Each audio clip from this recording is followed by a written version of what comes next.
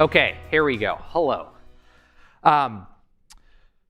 So this is how to beat the Ivy League at career success, part 2. Has anyone seen part 1, by the way? I came here last year to give a similar talk. Okay, oh yeah, you guys from Australia, love it. Okay, so it'll be a little bit of repetitive content, a little bit of stuff of something new, but building on what I went through last year. This is actually a question I spent a lot of time thinking about and asking myself at MIT. I was like, man, why are these Ivy League people so successful at career-wise, and what is it we need to do as MIT grads or as engineers to become more successful? I do want to start out by saying that career success is only one dimension of life success. So, there's a lot else to life outside of your career.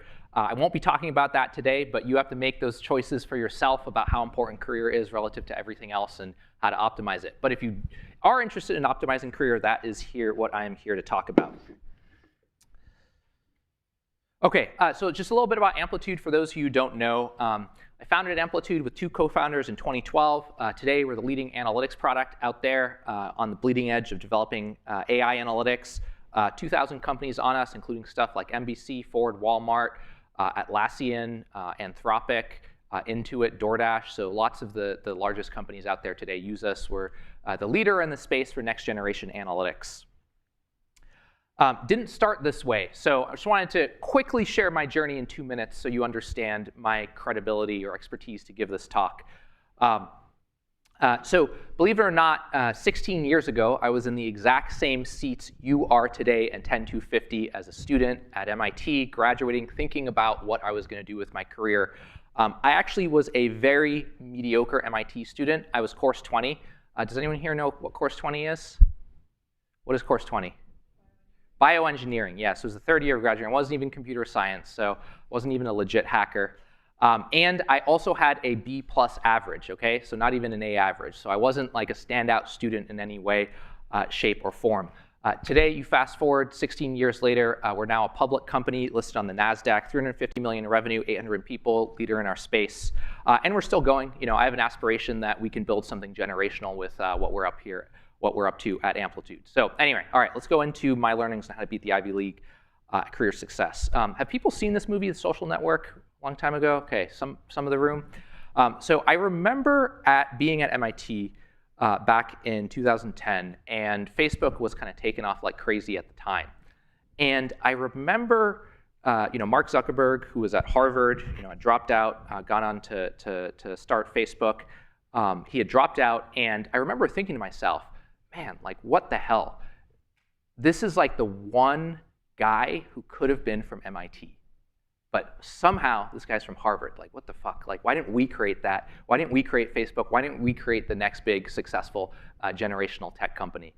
And if you think about it from a career standpoint, yeah, it makes sense. Like, President of the United States, probably never going to be coming from MIT.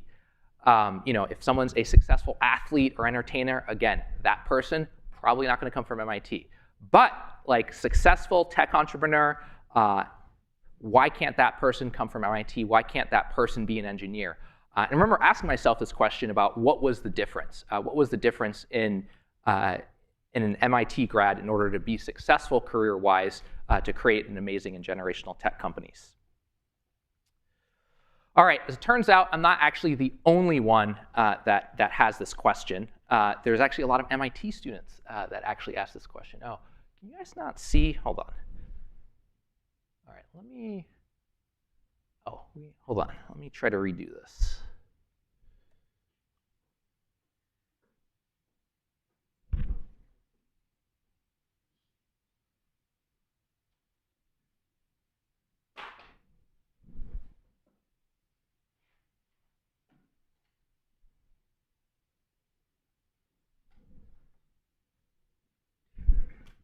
Okay, cool, we're good.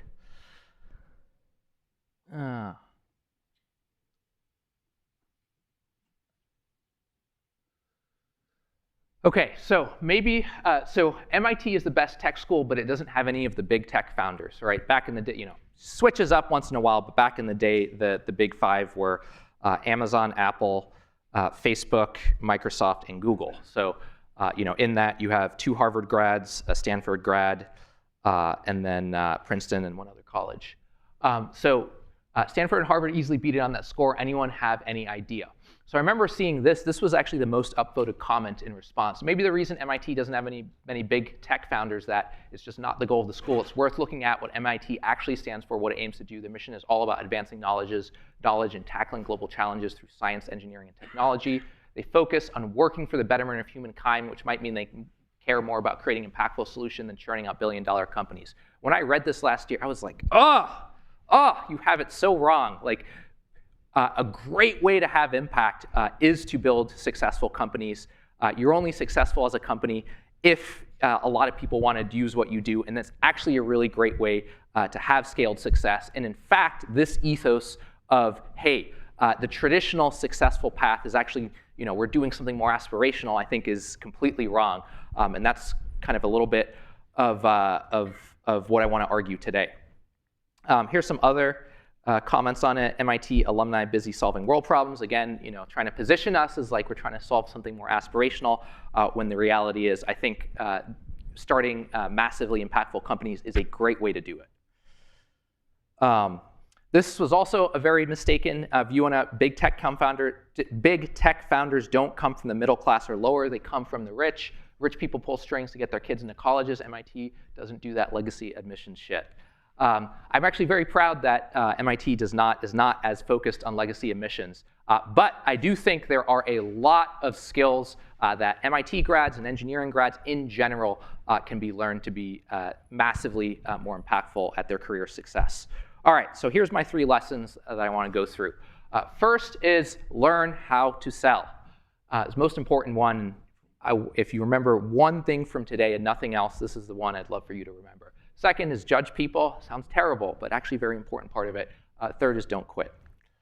Let's go into it. All right. So again, this is the #1 takeaway that I want you all to have. It's crazy. I'm talking to a room of engineers and I'm saying learn how to sell. But this is actually the most important skill that I've developed in my 15 years since leaving MIT. It is the driver of Amplitude's success, of my success, of all the impact that I've gotten to have. You may hear the word sales and think that it is a dirty word. Like, gosh, like, we have the impression that sales is a low status activity in our society, right? You think of or what do people think of when you hear the word salesman? What do you think of? Door-to-door salesman, right? Like selling Cutco knives or multi-level marketing schemes, right? Like not high status, actually very, very low status, right? Or the used car salesman, again, entry-level sales position, very, very low status. But I'm here to tell you that is the exactly wrong impression of sales. There's a spectrum of talent, just like in any industry, but the very, very top end of sales looks very, very different. All right, quick quiz. Who is the best salesperson of our generation? If you kind of look at, if you look at the last 15, 20 years, who would you say the best salesperson of our generation is? Elon Musk, incredible guess. I actually agree with you on a bunch of fronts. He's up there. He's not who I'm thinking of, though. Who else? Maybe Steve Jobs. Steve Jobs. Steve Jobs, incredible salesperson. Incredible salesperson. I'd consider him previous generation, though. Who else? Who else? Think our age bracket. Plus or minus, 15 years. Sam Altman. Sam Altman, incredible, incredible. The reason Sam, so you don't think of, when you think of salesperson, you don't think of Sam, but this is what elite sales performance looks like, okay? He has gotten he's gotten, frankly, at this point, the entire world to believe in the future of AI. It's not clear exactly what will come out of it. It can do everything from taking over our civilization to nothing at all, and anything in between. We don't actually know yet, but he has sold society on the vision. And because of that, gotten generous, incredible amounts of hype raised. Does anyone know? Actually, I haven't looked it up. Does anyone know how much OpenAI has raised? I think it's in the hundreds of billions at this point. Something crazy. That actually, I'm pretty sure, it is the record in terms of investor dollars raised, of all time. No one's ever raised money quite at that level in order to fuel the future of AI. Now, it's a very compelling vision. He's selling something very compelling that has the ability to change, to be kind of the next breakthrough in technology. But if you look at, as for example, amount of dollars raised versus revenue against, it's something insane. It's like over 100 times the amount of revenue raised in terms of 100 times the amount of dollars raised versus the revenue. So how has he done that? Well, he's done it through just selling people continually on the vision. So first, a whole bunch of early investors in OpenAI, the early OpenAI team, took a whole bunch of people from Google DeepMind to start something competitive in other places. He sold tons and tons and tons of people in this vision, and now it's incredible. And as ChatGPT in particular has broken out as a product, gained, been the next frontier. It is literally now the next frontier of change in technology. We're bought in at Amplitude, by the way, so I'm sold on this thing. But again, this is what really great sales performance looks like. So when you think of the word sales, this is what I want you to think about, not the door-to-door Cutco salesperson. Okay, again, if you look at the CEOs of the Fortune 500, they are all salespeople. They are just selling different things. Okay, they're selling to the executives they're hiring. They're selling to their organization. They're selling to their customers, their partners, public markets. That is what their job is to do all day, to sell people on a particular vision of their company. Okay, so let me tell you a little bit about Amplitude's journey and my journey in the process to learn sales. I didn't know, again, 15, 16 years ago, I was in the same seats as you. I didn't know anything about this skill, and I had to learn it over that time. It actually took a while to learn. We spent 1 year in building Amplitude's product with no sale. I mean, we were basically begging people to use our early analytics product. We're like, please use this, give us feedback, and then maybe if it's valuable in the future, you can pay us. Turns out, out of all of those companies that started trying us out in that first year, zero went on to become customers. So I was terrible at this skill. Let me tell you the story about the first sale we had. It's a company called Super Lucky Casino. So they're a mobile slots game. I go into the meeting. This is a year into Amplitude. I go into the meeting. I kind of give the demo of Amplitude. And I get to the end of the meeting, and I'm expecting to have the same conversation I do, which is like, please use the software, and maybe you can pay us in the future. To my surprise, the CTO, this guy named Brett, asked me this question at the end that I had never heard before. And he was like, oh, how much does this cost? And I was like, in my head, I'm like, what a strange question. Like, I was ready to give this away for you to free, and I haven't even thought about how much this is going to cost you. And then I quickly remembered some of the advice when you're selling, which is pitch the highest number you think possible and then add a whole bunch on top of it. So I'm like, what does software usually cost? And I'm like, well, $50 a month. Software usually costs $50 a month. That's what I should tell him. I'm like, no. I got to think of a bigger number than that. What is bigger than 50? So I'm like, $100 a month. And I'm like, right before I say $100 a month, I'm like, you know what? Let me just add a zero. So I'm like, $1,000 a month, which is much confidence as I can muster in that moment. And to my utter surprise, his response is, wow, that's so cheap. We'll take it. And I'm like, oh my God, my dreams have been fulfilled. I am a successful technology entrepreneur. Someone actually wants to buy the year of code I've been building with my co-founders, and validated everything I wanted in that moment about starting a business. Finally, after a year of building the thing. Then I was like, man, I really got to learn this skill. I ended up getting a coach pretty soon after. We grew from 0 to $1 million in annual recurring revenue in that first year in 2014. Then 1 to 4.5, 4.5 to 13, and kind of so on and so forth. And I just fully embraced it. I'm like, I told my co-founders, Curtis and Jeffrey, like, all right, sorry guys, I can't code anymore. I got to go learn this new skill, sales, which is just as deep and complex and important problem for the success of the business than the product and engineering. And then that was the trajectory that, kind of fast forward 15, 16 years later, here we are. So very, very instrumental to Amplitude's success. Even if you are not building a B2B company, this is the same thing. You have to convince people to buy into your vision, people that you work with, end users, even if you're not doing a sales in a one-to-one context, you're doing a sales in a one-to-many context, co-founders, investors, employees, distribution partners, whoever. To the extent that you are dependent on other people for your success, which we all are in today's age, then you will need to learn how to sell. Just a little bit more on the B2B business in particular. Obviously, this is the industry I come from and I know best. This is the core loop. that drives a B2B business. So you start out by, actually, ideally you should start out by selling a product before the thing even exists. Although as engineers, we can't help ourselves. We're like, no, we got to build it first. But you sell the product, people then buy it, you have to build something for them. That then lets you find more people to sell it to. Then you build more stuff for them, then you get to sell it to even more people, and that compounding loop keeps going. This is the only thing, this is the main and only thing that matters in a B2B company, which is how good are you at executing the loop. And that is it. All the other stuff like marketing or finance or whatever, that's all secondary and it's just there to support that core loop of building and selling. You do that well, you will be successful. All right, I want to give you another perspective on learning it. So I wanted to introduce you to some of our competitors. Analytics, when we started, a lot of investors told us to stay away from the space. Incredibly crowded and competitive space. There were dozens of other companies with pretty good teams out there doing similar things to us when we started Amplitude. So I want to introduce you to a few of them. First is Mixpanel.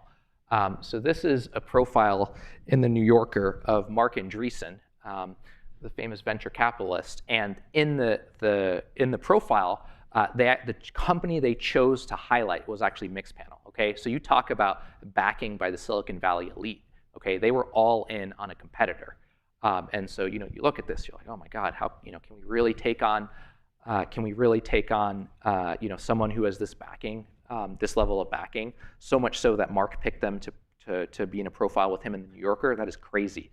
All right, another one, Heap, started by Stanford alums, so probably better than MIT alums at learning all the things I'm going through. Very intimidating team, incredibly talented group of people. Also had 3 co-founders that were just as equally as good from an engineering standpoint as us. Interana, actually another one, a bunch of Stanford GSB grads, right? So they had the MBA. We didn't have that, the single reason that Amplitude won out against these. So I met up with both the founders of Mixpanel and Heap a year or 2 ago, and we just they had left those companies since then, and just catching up with them about like, okay, hey, why do we think that Amplitude ended up being more successful than the others? In both conversations, the core reason they agreed was that they were not willing to learn how to sell. They thought it was dirty, it was icky, like they didn't want to do it. They wanted to build this, platonic ideal of a product, and they wanted that to be disconnected. The Mixpanel founder, Suhail, was like, we tried it for 2 years, it didn't work, so we kind of gave up on it and just went back to product-led growth. The Heap founder said, hey, we knew we had to do this in order to be successful. We knew we had to learn sales, and I just didn't want to do it. This was like, they had like 50, 60 million in revenue at this point. So, and we're kind of neck and neck with us. So it was a very real company. At that point, he saw what was ahead of him, but he didn't want to learn it. And so I'm not even a particularly good salesperson, but the difference was I was willing to learn it. And I was willing to dedicate many, many years to figuring out how to get good at it. That's it. That's the only thing. So you combine the great engineering talent you all have with just the willingness to learn this, that can take you incredibly far. Okay, I want to present you a little bit more of an abstract framework. When I think about talent, I think about 2 different axes, okay? So on one axis here, you have your technical talent, which you guys are all off the charts because you are in this room even if you are not a coder. The fact that you are hanging out around coders and Battlecode people means you're great. So you're high up here. The other axis is sales, or I'll call it sales, but you can label this axis people skills or whatever. In my view, the career success that you will have is the product of these 2 things, right? So your technical talent times your sales talent. So what does that mean? Well, that means, okay, and then these are equivalence curves, right? So someone who's insanely good on the technical side but not great on the sales side will have the same career success as someone who is incredible on the sales side but doesn't know anything on the technical side. Okay, what does it also mean? Well, if you are insane on the technical side, a tiny amount of learning this, you don't even have to be good, you don't even have to dedicate that much time, a tiny amount of learning this skill has much higher compounding returns than anyone down here, right? And then kind of same conversely, like if you're on the sales side, that's why I always tell salespeople, if you can just learn a little bit on the technology side, you are at a different tier and much more formidable. If you can combine them both, right, sky's the limit. Okay, I'm gonna make an off-color joke, so I hope nobody gets offended by this. All right, what is the difference between a math PhD and a large cheese pizza? Does anyone know the difference between a math PhD and a large cheese pizza? Oh, you know it? Large cheese pizza. Okay. You know it? Hell yeah. A large cheese pizza can feed a family of 4. So this was the hot joke among math PhDs in my time at MIT. And the point is, if you are off the freaking charts of this on the technical side, but you don't make any progress, even a little bit, you are going to really struggle career-wise. And so this is incredibly important. Even if you want to be an academic, right? Even if you want to be that math PhD, you still have to sell. You have to convince people of your ideas.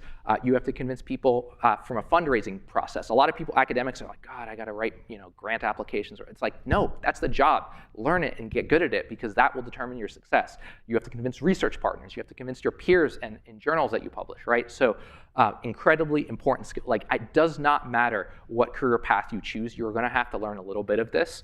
And just learning a little bit of this has incredible returns versus the technical side based on where you are at. All right, last point about selling, and then we're going to go on to point 2. So this was a rant that popped on the MIT subreddit a few weeks ago. I'm just going to read a portion of this to all of you.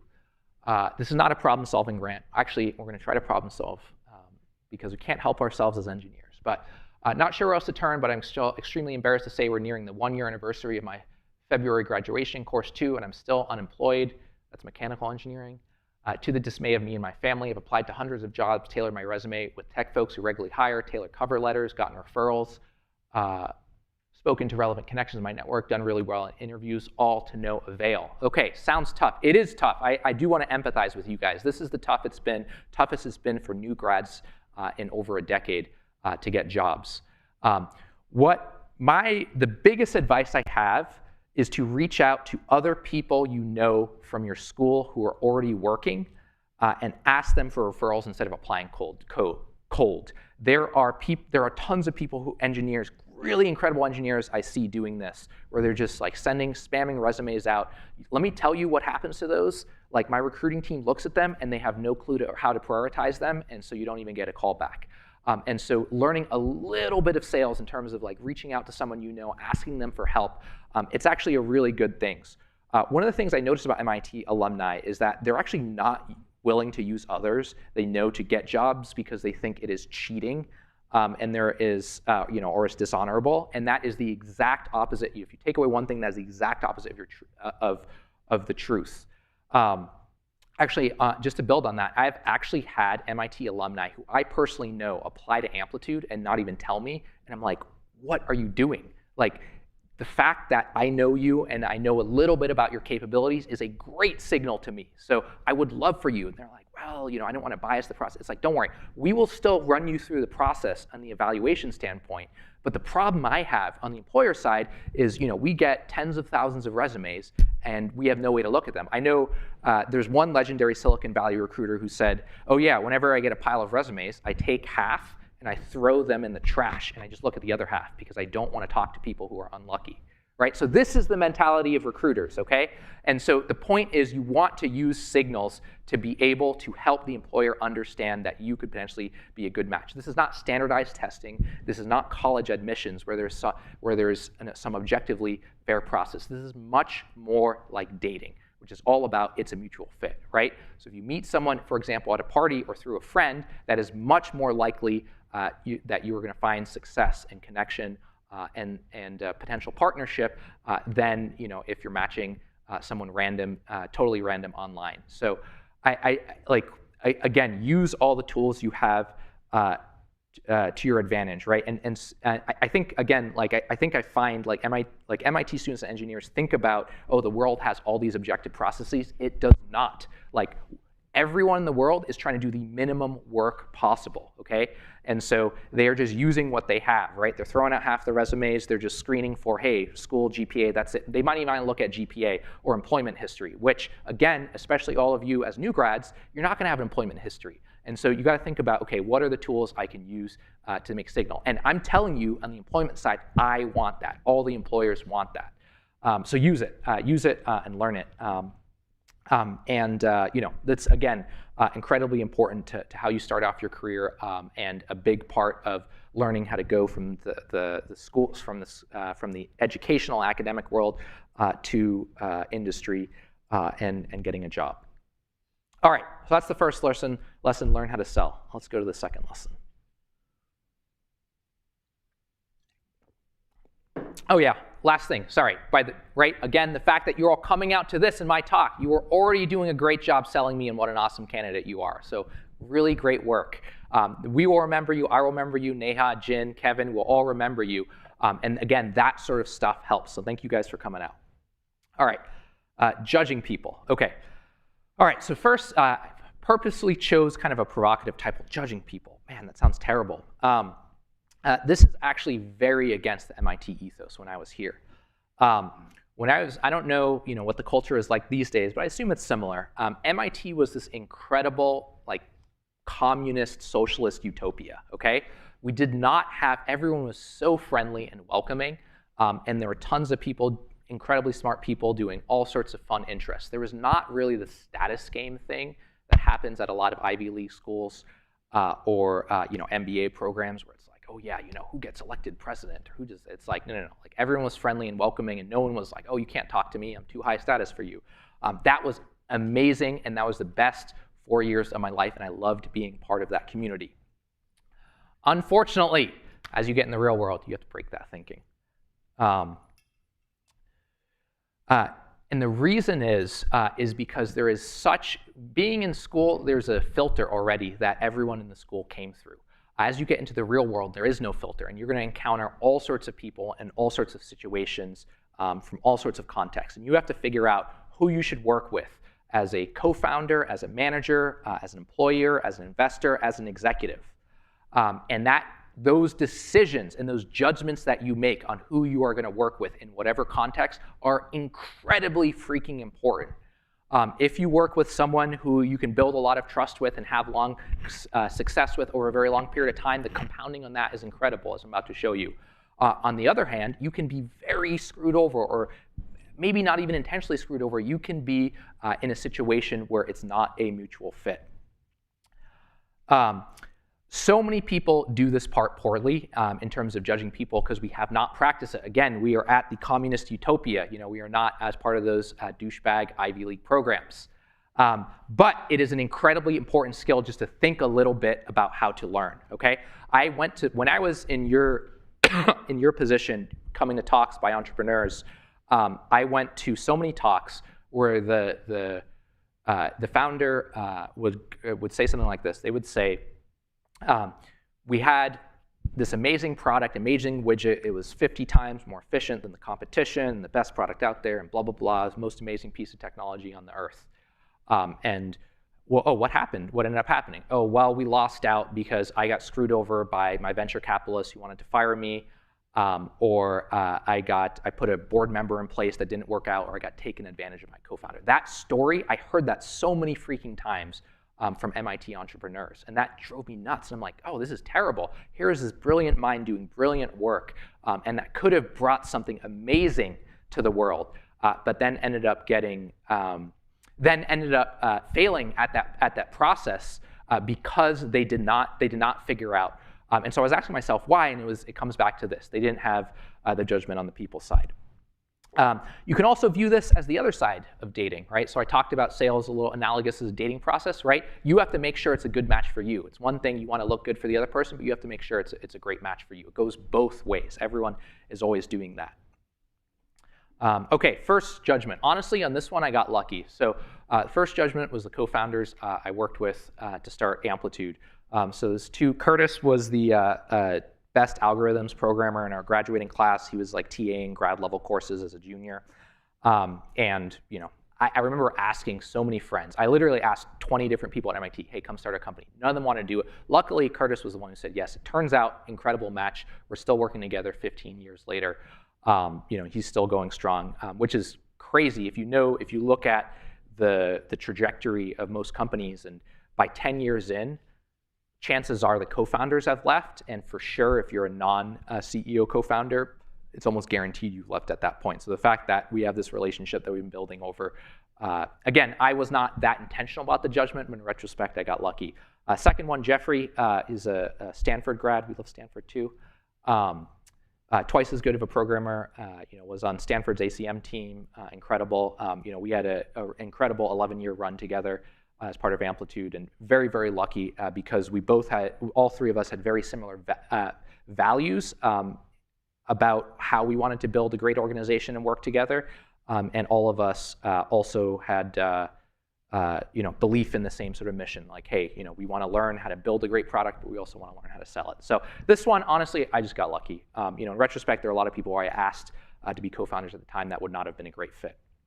All right, let me take you to the second big judgment, the one that I was more intentional about, and that ended up providing compounding returns for me over 10 years. So this is Eric Vishria. He was our Series A board member. So for those of you who don't know startups, so Series A is kind of your first big official funding round, where you will you'll get a board member. Okay. So actually, does anyone know what board members do? Go for it. Of the shareholder. I love it. Oh man, we got corporate governance education right here. Okay, so what's it mean to represent the interests of the shareholders? Go for it. I don't know. It's like the CEO is doing a thing where yes. they're not maximizing the shareholder. Oh, I love it. How'd you learn all this? This is advanced. I love it. I'm impressed. One of the things, actually, a lot of this stuff is actually out it wasn't back in my day, but it's now out on the internet, and you can learn it, which is incredible. Okay, so right. Why do you need a board of directors? Why can't CEO just be dictator? Well, it's the principal agent problem, right? You need to make sure the CEO and the management team is acting in the interest of the entire company, not just paying themselves and enriching themselves. And so you have a board of directors who oversees that. In reality, they have one action they can take, and that is to fire the CEO, and that is it, okay? So they choose who the CEO is. They can't really operate the business. They don't have time to do that. That's not their role. They can't get in the weeds. The CEO is kind of the dictator of the business, and the board decides whether they should be removed or not. And so anyway, I say all this because it's incredibly freaking important who you put on your board of directors. They have the power. They have one of the votes. Each person has one vote to decide whether you're CEO or not. And again, right back to my earlier story, so many MIT great entrepreneurs have gotten screwed over by the wrong sort of judgment here, where they chose someone who they're not aligned with.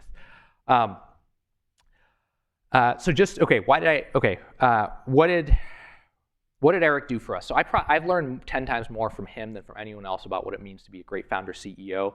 He was on our board for 11 years, and he's still the person I call up the most, even though he's no longer on the board anymore. Like I was calling him about a management issue I was working through the other day, and he was incredibly helpful, more so than the don't tell them, but the 8 other board members that we have. How did I end up choosing him and learning from? Yeah, just for context, I probably talked to him once a week for 11 years straight. And I actually looked it up the other day. He sent me over 1,000 emails over that span. So like some very detailed, thoughtful notes about, hey, here's how I think Amplitude can be more successful. So very, very lucky to work with him. How did I end up working with him? Well, we went, in our early days in 2014, we went from 0 to 1 million in ARR in 9 months. We ended up going out trying to raise a Series A. We were a hot company at the time, so we got a whole bunch of term sheets. And I kind of got to the end of the process, and I got an offer from Eric, and it was the worst offer of everyone's. It was at the lowest price. It was like the most percentage dilution, so they wanted the most of the company. Like we had offers at like 36 million pre-money, but his was at 24. They also wanted a board seat, which not all the other offers insisted on. So it's like, okay, like whatever dimension you stack rank this on, it was the worst. That caused me to look and think and reflect deeply. and like, what am I trying to do for Amplitude? I actually looked up, I didn't know who Benchmark was at the time. I looked them up, and basically half of the successful companies in Silicon Valley had them on their board. So at the time, the hot companies was like Snapchat, it was Zendesk, Yelp, Instagram. Like, you kind of go down the list. You're like, holy shit, like, who are these guys? How have they been so successful? You're like, and I'm like, okay, well, look, I don't know the extent this is correlation or causation, but to the extent it's causation, better than not to work with it. I'm willing to give it more to the company. That turned out incredibly well. And again, this is kind of the other aspect. This is how I feel I've gotten the most important piece of my coaching as a founder CEO over the last 11 years. But very important. If I had chosen another VC in the process, not only could we have not been as successful, I may be here telling you a story about, man, we had such a good product, and then this fucking asshole fired me, and it was terrible, and now I'm just here giving talks at MIT and not building a company. But because of who I chose, that has compounded into where I'm at today. So very, very important to be thoughtful and selecting. Through the process, this is actually, I'm still getting used to this muscle. One of the things we have at Amplitude, cultural values, is humility. But as CEO, it's kind of my job to judge the executives we have all the time. It's like, who's the right fit, who's the not. I made judgments on both all of the executive team that we have, as well as all of our board of directors on, are these the right people for Amplitude? So very, very important skill. Okay. So one of the best ways to learn how to judge people is to learn from people who already have that skill and who are already very good at it. I want to tell you one of the luckiest ways I've gotten good at this. So one of the best ways to make a little bit of a joke, but one of the best ways to beat the Ivy League in career success is to join them. So how might you join them, metaphorically, so to speak? Make friends with them. Awesome. Be friends with Ivy League people. Be like, hey, is this board member going to screw me over or not? What do you think? Absolutely. Very, very helpful way. What's another great way to get their expertise and coaching? What other ideas you guys have? Let's say you want to really lean in this career success stuff, learn how to judge people. Work for them. Work for them. Excellent. Another excellent way. Yes, get coaching and mentorship by then. Okay, what's another way? Go get a master's. Yes, go to the Ivy League. Incredible way. It's going to be a very different environment, one you might not like a lot of the cultural signals from, but another great way.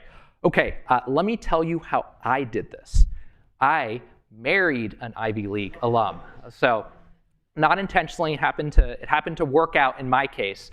But I'm dead serious. The learning I've gotten from my wife on this has been incredible. She has saved me from countless headaches on the people side. She helps me out all the time on this, whether it be thinking about who investors I'm going to work with, how to set up the organization, what partners, all of that stuff. So again, I joke on this, but at some level I'm also serious on this, in that this is a real skill that you can get good at and incredibly important to your career success. All right, last one. So you are going to hear, so that is judging people. Second skill. Third skill, don't quit. All right, I'm not going to spend a ton of time on this. You will hear this from anyone who has achieved anything of consequence of life. About 50% of the variance in long-term career outcomes can be explained by to what extent you do this. You talk to anyone who's at the top of the field, you ask them, why are you successful? They're immediately going to go back to this. It doesn't matter if it's top athlete, top entertainer, top business person, top politician, top academic, like whoever. Like this is what they're going to regale you with stories of how they felt like quitting at certain points but did not. So this is half the entire battle. I don't have a ton to say on this, but I think it's an important part, so I wanted to mention it. The drop-off, okay? The reason that people keep coming back to this is the drop-off is incredibly strong, okay? So when we did YC, we did Y Combinator in 2012, and one of my shockers was that 1/3 of companies during the batch has major co-founder issues that end up destroying the company during the batch. And this was the craziest shit for me to hear, because it was like, what? You've made it to like the next level, and like all of a sudden you're fighting about something, but it was very, very common. The partners to spend an inordinate amount of time on it. And even then, it was probably about half of companies would quit before the 2-year mark. Which again, the craziest thing to me. You made it to this level. Why would you quit? Compound your success and don't quit. I actually did this study of, this is back in 2009. I just looked at the YC companies that had come out of that batch. And 2 years in, about half had quit. But then half had continued and go on to find some success. And so that was a really strong signal to me, where I was talked with Curtis, and I was like, look, no matter what, we got to do this for at least 2 years, no matter what. 15 years later, we're still working together, still going very, very strong. So it shows you the power of compound interest. One of the other, and then it doesn't stop there, by the way, in terms of quitting as a founder. There are so many more points that you see big drop-offs. So the next set is the first set of executives you hire. Often you feel insecure and inferior to them because they're better leaders, they have more experience, they have more knowledge than you. And so they end up leaving. Again, you remember I talked to you about both Mixpanel and Heap. Both of those CEOs left in part because they did not feel like what they wanted to do the next stage of it. First big slowdown in growth. Every single company that has done something worthwhile has a hiccup in growth. There have been many times throughout Amplitude's history where we've been really hot, and there have been many times throughout our history where we're not. But if you just do not quit, you can continue compounding. I've reflected on it, and about every 3 years, I have that strong urge to be like, fuck this, I don't want to do this. This is too difficult for where I am. But for whatever reason, I'm saying, okay, if I just stick it out, I will compound. So anyway, that's all I'll say, right? So because there's these strong incentives to quit at every stage of the journey, if you just last for a sufficient amount of time, you start to become in a very high percentile, right? So if you last 2 years, you're already in the top 50%. If you last 5 years, you're probably in the top 10%. If you last 10 years, you're starting to approach top 1% of founders and companies. So again, how can you think about how you can set yourself up to not quit? For your Dune fans out there, right? Bene Gesserit, thinking about their plans in centuries. You don't actually have to do this. You just need to think, if you can think 5 years ahead or 10 years ahead, you can do that. And so one of the things I do is think about, okay, hey, what's the long-term impact that's bigger than myself, bigger than Amplitude, that we're trying to create? I've always been a believer in technology as a way to improve people's lives, and so it's like, hey, as long as I'm continuing to do that, I'm happy. We can take whatever difficulties come ahead. Again, if you can do that, you're already ahead. By the way, this is one of the funny things. So I talked to you about sales as my first one. One of the really funny things about salespeople is probably 99% of them are in that job because they want to make the most money right now, like right this second. Like they're in debt, they have like child support to pay, like who knows what. Like they have a mortgage that they're in over their heads. They need to make the most money right now. They are very short-term oriented. And so again, if you can just play a different game, right, you are automatically better than 99%. You are automatically going to be able to have more long-term success than 99% of them. I'll tell you guys one more funny story on that. This is from a sales executive that I've worked with in the past for many years. Incredibly experienced, incredible leader, much better than I'll ever be. Very talented on sales as well, a number of other things. I remember talking to him, and we were just talking about how we set up our lives and spending money and all of that. And one of the things he told me, which shocked me, this is going to sound crazy to you guys, he was like, yes, to date, I have always spent 120% of what I've earned, and it has worked out so far because I've always gotten that promotion just in time. And I'm like, what the fuck? That is the craziest shit. And this is a dude who's been 30 years in a career. Okay, so it's so again, if you are able to have a different mentality than that, you don't even have to be that long-term oriented. Just if you're 2-year or 3-year oriented, again, you will have this incredible advantage over everyone else.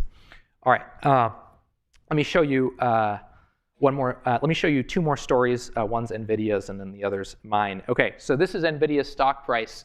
They went public in '89. I think it was '89 around then. And this was their stock more than 20 years later, all the way to 2013. Basically flat, company worthless. Like, it was not even clear if parallelized compute was going to be a thing that was valuable at the time. This was like a niche application. You're selling to gamers, very limited market. Like people hated the company from an investor standpoint.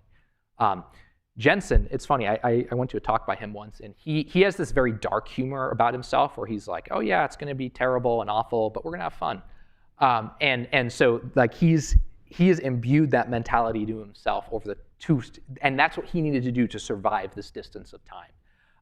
Yeah, he's the hottest thing ever today, but you go back a decade and like, again, they were one of the least successful companies, still sticking around, but least successful companies in hardware, incredibly painful process in a whole number of levels. In fact, if you compare them with some of their other peers in hardware, Cisco, who made networking hardware and was the darling of the dot-com boom, you're like, man, this company sucks ass compared to Cisco. If I'm looking for gains and I want to make money, I should just go to Cisco, not to NVIDIA. NVIDIA is terrible. Cisco was actually, during the dot-com, believe it or not, the highest market cap company. It was the NVIDIA of its time in some ways. But because Jensen was very long-term oriented, right? This is the difference today, right? NVIDIA worth multiple trillions of dollars. This is actually not even updated. This is updated as of last year, so it's gone up even then, and Cisco kind of flatlining it, right? So this is the power of compounding over many decades of a long-term goal. Again, I'm not saying you have to do this. This is, Jensen's an extreme guy, I'm an extreme guy, but even thinking a little bit longer term, like thinking about how you could compound over the course for a few years, will already put you in a top percentile.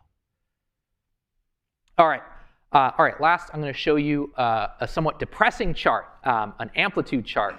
So this is my chart during the last year. We had this incredible run up where we were, close to 10 billion in market cap at some point. We had come off, and as of last year, we're 1.5 billion.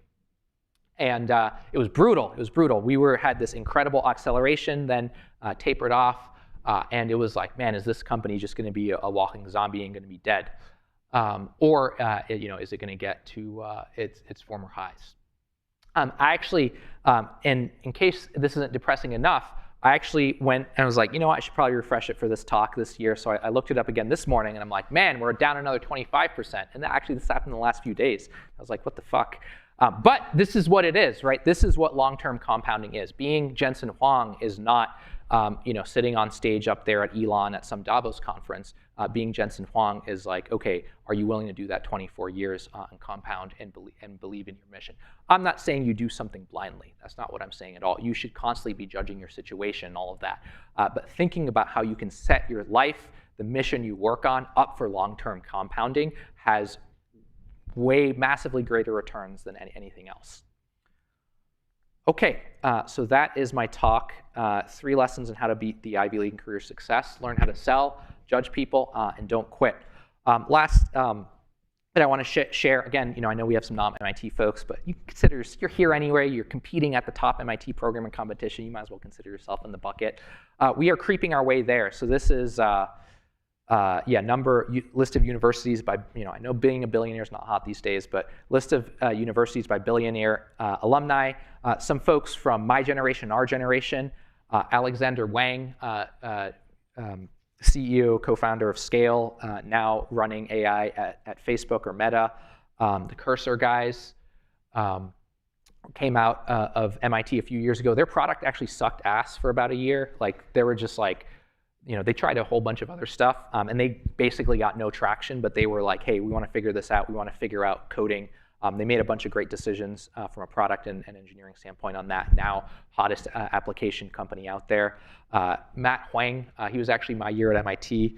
He runs Paradigm, which is the largest crypto fund out there. So, lots and lots. Oh yeah, and then Shuo Wang, who runs Deal, which is a hyper-growth company. They're at I think they're just past $1 billion in revenue at this point. They do HR software, right? So she learned all the 3 things I told you. She learned how to sell, she learned how to judge, and she figured out how to set herself up. She was 2 years behind me at MIT. So anyway, we're getting there. That's my point.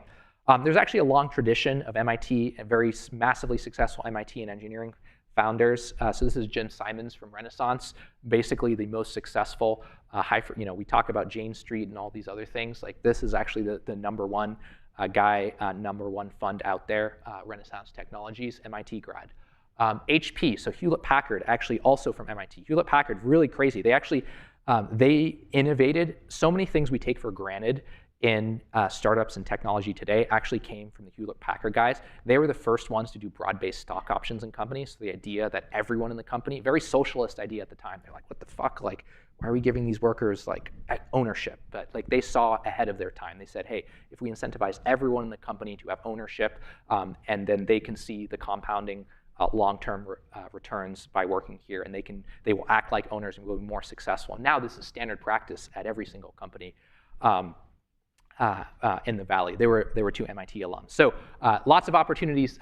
Short way of saying lots of opportunities. Not just to build a successful company, but to set the state of the art of the industry.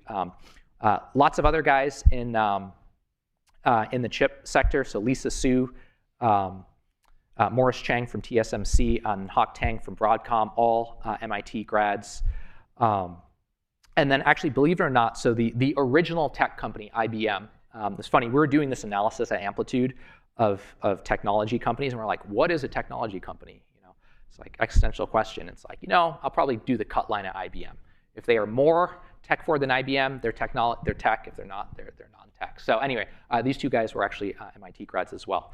So in a lot of ways, started the beginnings of the technology, the entire technology industry. So I'm looking forward to the day where a lot of you, well, one, I hope you all get a lot of career success. Hopefully you guys have learned something. Second, I'm looking forward to the day where a whole bunch of you all become titans of industry, and hopefully I can play a small part in coaching you on the way forward. So thank you all very much. Appreciate it.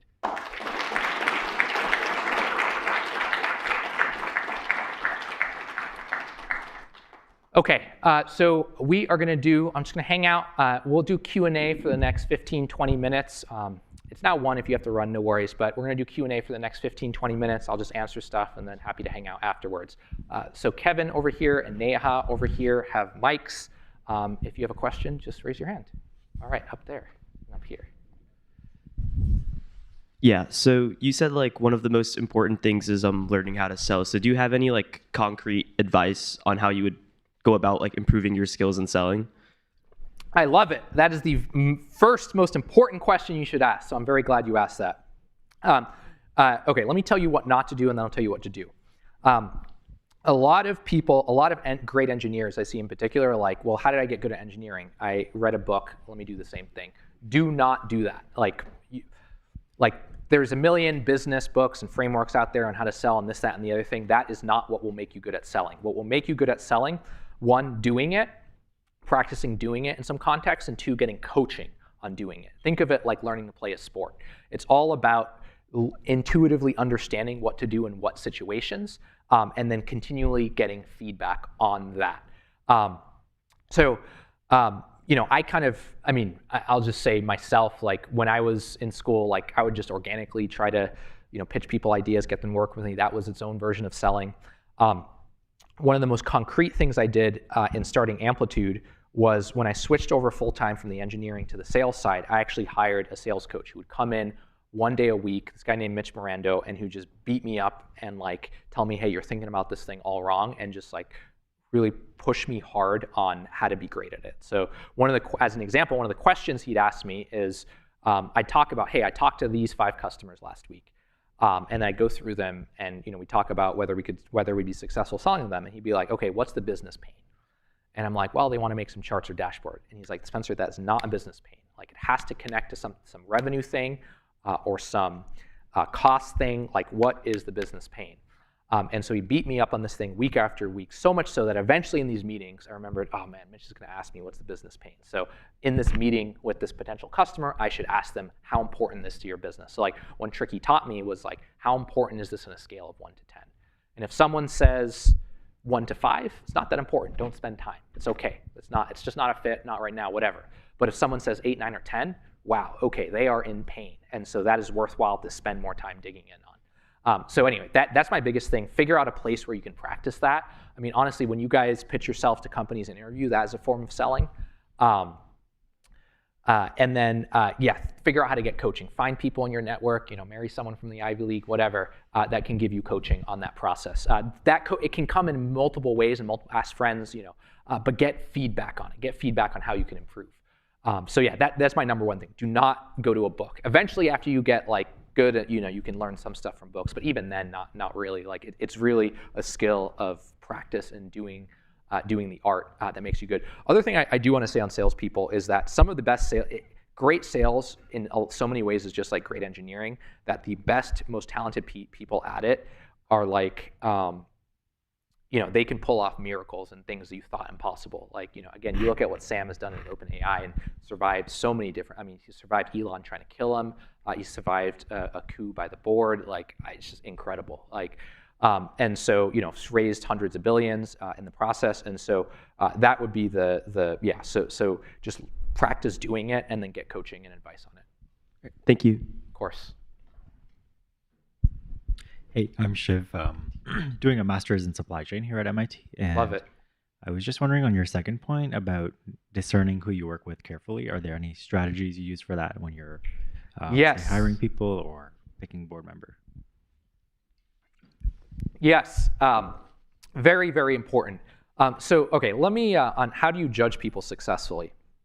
Most important, honestly, is to just get over this notion of judging as dirty. It's not like where you're not trying to, one of the things in contrast to engineering, you're not trying to decide some objective truth. It's not like, is this person good, is this person bad? It's just like, is this person the right person for me to work with or not? And like, they may be a great person, but not right for the context that I want to work with them in. So that's the first, it's, hopefully if you took anything away on that one, that's the first thing. In terms of how to actually do it, there's a lot out there on it. One, there's kind of no substitute for time spent together to see, okay, are you aligned values-wise? Are we trying to do the same mission together? Do we have the same level of commitment on that? The dating process or the interview, there's kind of no substitute. It exists that way for a reason, and it is a very good process. And so my advice, don't shortcut the process. Don't try to rush it. Again, you're not going to marry someone who you just met on the first date. You might think, hey, this has potential to go that direction, but the process exists for a reason. So both sides can get very comfortable and build up confidence that's a good fit over time. Second thing I'd say, more tactical on it, but references is actually incredibly important. So other people have worked with it, right? The best predictor of future behavior for someone is their past behavior. And so understanding how they've worked in context, that's why I do a minimum of 10 references on any executive I hire. I'll average about 20. Sometimes I've gone as high as 30, depending on the circumstance. But that's actually more important than the interview process in terms of how I weight it from a signal standpoint and making my judgments. Everyone has their imperfections and flaws. Sometimes someone's greatest strengths, their greatest weakness. You have imperfections and flaws. I have imperfections. We all do. And so you're not looking for someone that's perfect. You're looking for someone who's a good match for the situation or the deal. Like, hey, do you want to work for with the person as a co-founder? Do I trust them as a board member or investor? Right? Again, they don't need to be perfect everywhere, but in that context, how much confidence do you have in that they're aligned to what you're trying to do in the same thing? So yeah, again, references, yeah, the dating, interview, like meeting process, don't shortcut that. There's a good reason to do that. And then same with references. And the last bit is like, it often does not work out. And that is just part of the process as well. You may learn that later. And so one of the things actually I used to do in the very early days of Amplitude, which was a big mistake, is I would get very excited about an executive and kind of all in on them, but then that would make me fail to see their flaws. So when the company outscaled them and it was time for me to replace them, it took me longer to realize it than I should. You talk to any entrepreneur about hiring experienced executives, they will always say I fired too slowly. The reason they say that is exactly what I just said. And so it's it's an ongoing process too. And that sounds exhausting. It's like, man, I just want to figure out who to work with, but there's no substitute for it. Yeah, for sure. All right, who else? Yeah, I had a question about what was your HAS concentration while you're here, and how has that played into your success in career? I'm trying to even remember. I took a bunch of micro and macro econ courses. I don't know. I don't really remember that much from them, honestly, and that I wouldn't say it has. The one course that did. Funnily enough, was some of the Course 15 or Sloan Management School courses. There was one on just how to communicate in a corporate setting, like how do you set an agenda, how do you hold a meeting, how do you give a presentation, all of that sort of stuff. So just the doing it was very helpful and kind of good practice. It was a little contrived because it's an academic setting, but there's a certain culture in business and a certain, and so learning some of those aspects are useful in my opinion. and it's different from the academic or the engineering culture, and so that was very worthwhile just to learn even a little bit of. I wouldn't even say you need to learn a ton of it. One of the interesting things, I've always been not the best writer, but being able to express your ideas clearly, there's no substitute for that. Writing forces that clarity. One of the funny things, like Bezos banned slide presentations at Amazon specifically because of this reason, because they are a substitute for deep thought, about an issue. Like sometimes you'll have a bunch of things like, oh, there's this, and this, but then it's like, how do they all relate together? Well, writing forces you to think through that deeply. So spending time writing and articulating your ideas, actually a really good way to do it, frankly, is on message forums. Like, if you're on Hacker News or Reddit or Twitter or whatever, like just putting your ideas out there and expressing them. That, believe it or not, there's like a addiction to social media part that may not be good, but just forcing yourself to concretely express your ideas for an audience is like a really great way to practice, much better in my opinion than trying to do any particular course or anything else if you're trying to develop some of those sales or communication skills. For sure. All right, who else? Over here.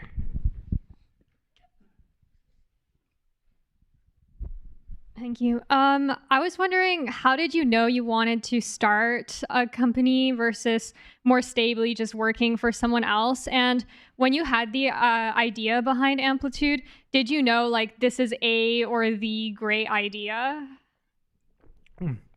Yeah, great question. I did not is the short answer. I did not know I was going to be wanted to start a company for a while, so I skipped over it. But I actually spent a year studying startups while I was at MIT, just learning about them. I got to actually introduce them through Battlecode because the founders of Dropbox were very involved in Battlecode a few years before me. And so I started reading Paul Graham essays and a whole bunch of Hacker News and a whole bunch of other stuff, and I got very, very excited about potentially starting one. I actually asked a lot of different people across my class to start something with me, but while a lot of them were kind of interested, most of them ended up wanting to go to the safe job at Google or some other large company at the end of the day. The one who actually said yes, Curtis, in the end, he wanted to work at Google for a year, and that was kind of the best yes I had gotten, which is not a great, which is, in retrospect, it's a great one, but at the time was like, man, okay, this guy goes to Google, he's never coming out. But happened to work out, we'd work on stuff on nights and weekends, and then I did a detour in finance for a year. And then after both of us spent a year in finance and Google, we ended up leaving those jobs to start a company together. But there was a year of like deliberate study partly while I was at MIT of what does it mean to build a company before I decided. And then on the entrepreneur journey, on the don't quit part, it was probably, again, I glossed over this, but we started so many other things before we found Amplitude and were successful. So before that, there was this company called Sonalite, which was just me and Curtis before Jeffrey had joined working together. It was voice recognition, and that was actually what we got into YC with, and it was okay, but we decided to shut it down after a year. Before that, we had worked on tons of side projects. We did a website for photographers, a website for outsourcing, a website for alumni graduating from our class. So we tried lots and lots of things. So that road to actually, that first sale I mentioned was June or July of 2013. But I had been thinking about it since 2010, my senior year at MIT. So there was a whole 3 years of navigating and trying to figure out the right thing before landing on it, and then knowing I would get traction. That's great to know. Thank you. For sure. Yeah. So again, goes back to the don't quit. Mm-hmm. All right. Other questions? Yes, down here. Thank you, Kevin. Kevin, that was very strategic. You placed yourself up there in case anyone else up there had questions. But we had one down here, so you had to run all the way down. I appreciate it, man. All right, go ahead. How would you say you should judge people, learn to judge people when I'm still young and they're young and neither of us have much experience or references to go off? Yes. How do you judge people if you're young and they're young and you don't have much experience? Again, no, back to the dating metaphor, there is no substitute for practice on it. See what relationships work. One of the great things about being young, if you're in your teens or your early 20s, is that the consequences and the stakes are quite low. And so again, to know someone if it's the right fit for you, right? If we're talking a dating context, there is no other way than to try that out. And then if it doesn't work, that's okay. It's okay. You can move on to the next and the next and the next and find someone who is a better fit for you. Same thing for working together. You have tons of opportunities to work together with people in classes, on side projects, on, extracurricular activities, on whatever. Like you have lots and lots of, so you can view all these as low stakes way to practice that. But think a little bit through this lens. I'm not saying, you guys are all getting great technical educations at your respective schools, and so keep doing that. My point is just think a little bit through this lens of like, okay, as I'm thinking out longer term on who do I want to work with. And then you can learn how to read signals of what someone cares about. Hey, when they said this thing or did this thing, that indicated, okay, they probably actually don't agree with how I see this. Is that something we can talk through, or is that something that we're not going to agree on fundamentally? Am I okay with that? Am I not okay with that? There's so many. So yeah, again, no substitute for practice and kind of constant reevaluation of the thing. So I know that's kind of generic, but like, I guess my thing to you would be regularly introspect in it once in a while. Like my thing to you would be look at these questions look at the judgment part like once a year. Just think about, hey, who am I spending time with in my life, whether friends, classmates, coworkers, whatever. And is that what I want to be doing, or do I want a different setup? And it goes both ways, right? You still have to, it's like you have to convince the other party as well. And then eventually you'll learn how to ask questions that get people aligned. Like one of the things in terms of studying startups on this compounding thing over a long period of time, one of the questions I ask all the board members who join is like, hey, I want to do this thing very long term. Are you cool with that? Like, are you incentivized to that? Because if you're thinking a short term thing, that's okay too. You're not a bad person. It's just not what the thing, the relationship and the context that I want to do here. So I don't know. Yeah, it's a good way of saying practice. One of the other things actually about this judgment thing that I find a lot of engineers, like if I ever look on Hacker News comments or Reddit comments that people get very wrong, is there is this. It's going to be counterintuitive to judgment, but there is this intense like moralizing of like, is this person a good person or a bad person? That's actually not the point. The point is this person a good person for this, or is the right person for this context? And so you're not actually making any judgment of whether they're a good or bad person. You're just making a judgment of whether they are a good fit for you. And so one of the things I find helps is instead of saying, oh yeah, so-and-so is good or so-and-so and bad, which can come across as extremely judgmental and a little bit of what we're not trying to do, is instead frame it of like, is this person a good fit for the situation I want to do? And that can be actually a very helpful way. And it's a funnily enough, less judgmental way, but that allows you to make better judgments for what you're trying to do in life. Anyway, I don't know if any of that makes sense, but hopefully it's helpful, for sure. All right, I'll do one or two more. Anyone else?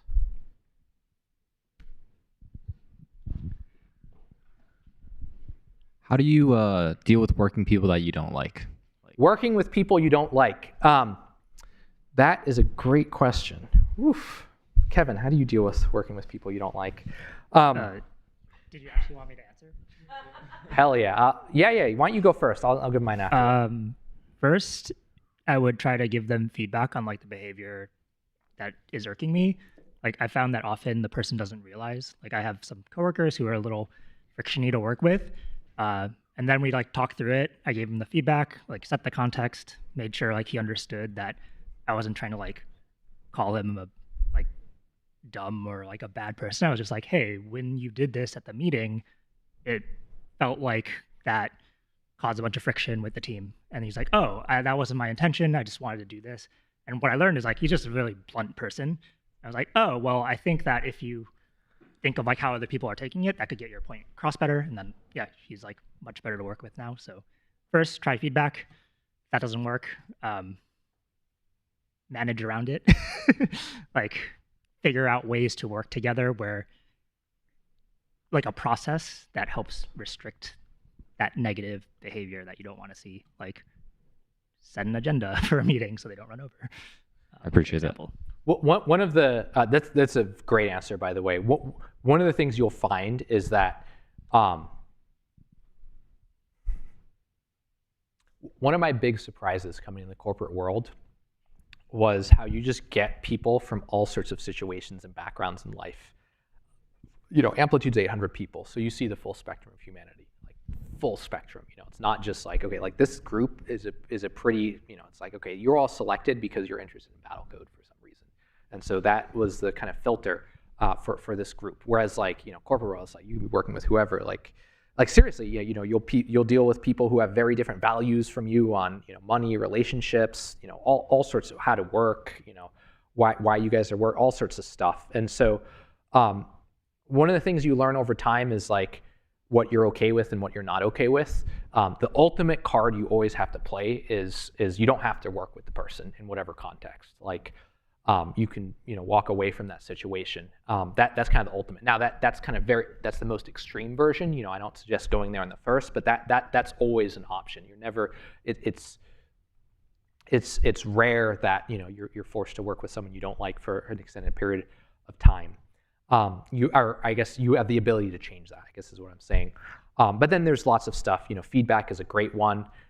This is why when thinking about where you want to go work, people talk a lot about culture. Work culture is so freaking important because you want a workplace that selects for culture that you care about, that resonates, that also selects for whatever criteria you care about, right? Because again, there's no like in companies you'll see the full spectrum of humanity, and you can get all sorts of stuff. And so at least if if there's a cultural filter, what else would I say? In general, like I'll tell you one of my rules, like as a CEO, like in general, if I ever see two people fighting and disagreeing and it gets bad and they're not able to figure it out, it's generally a sign that something is wrong with both of them. A lot of the top performers I've worked with get along with freaking everyone. Now, at the flip side, this is why it's so hard to like write these rules down in a book, and active doing and coaching is much better. There's always some percentage that's, again, when you work for long enough or you work in enough context, you're going to see the full spectrum of humanity. And there's always, you're going to inevitably come across the difficult people or the people that really don't agree with your values. You're going to have to figure out how to navigate through them, and it's not your fault too. So it's like, hey, am I crazy or are they crazy? That's often a question. It's like when you saying, hey, I don't like working with this person. Can be hard to figure out. But inevitably you'll come across that, and so thinking about, the best advice I can give is, hey, proactively think about, it's not a you thing. This is just a living life and working with different people in different contexts. Inevitably, you'll come across a lot of different groups. I actually, one of the flip sides I'll say on this is while there are times to kind of grin and bear it, like that is actually rarely the answer. Most often you actually want to go to what Kevin mentioned or some of the things I mentioned, but actively thinking about it, naming it, and thinking about, okay, how do I navigate and getting advice is like that's a good way. In general, I do think people are kind of too scared to kind of walk away from situations in general. Like humans were wired to be conflict averse. Conflict is costly for both sides that get into conflict. And so not being afraid of that and leaning into that to just, whether it's have a discussion or realize something is not a fit is great and totally okay too. Right. It's like that thing you mentioned about firing too slowly. It's like yes, needing that quicker. Yes. Now, look, I do want to be clear, like, as a CEO, like one of the lucky things I have for me personally is like I'm the ultimate judge on who is and is not part of Amplitude. But even then it becomes, so like I'm more empowered to choose that than other people are. But even then, like whatever situation you're in, you do have power to do things, whether it's to communicate, whether it's to change your approach, whatever, whether it's boundaries you want to set, what have you.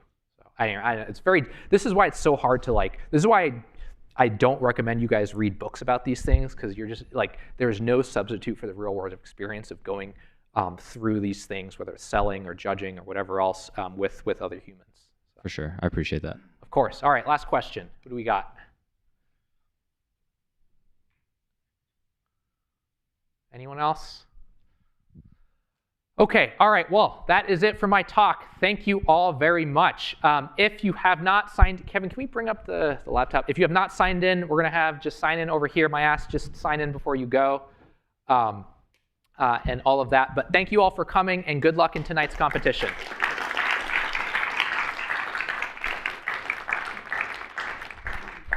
I and other Amplitude people will stick around for a little bit if you all want to hang out with us. And please take the pizza.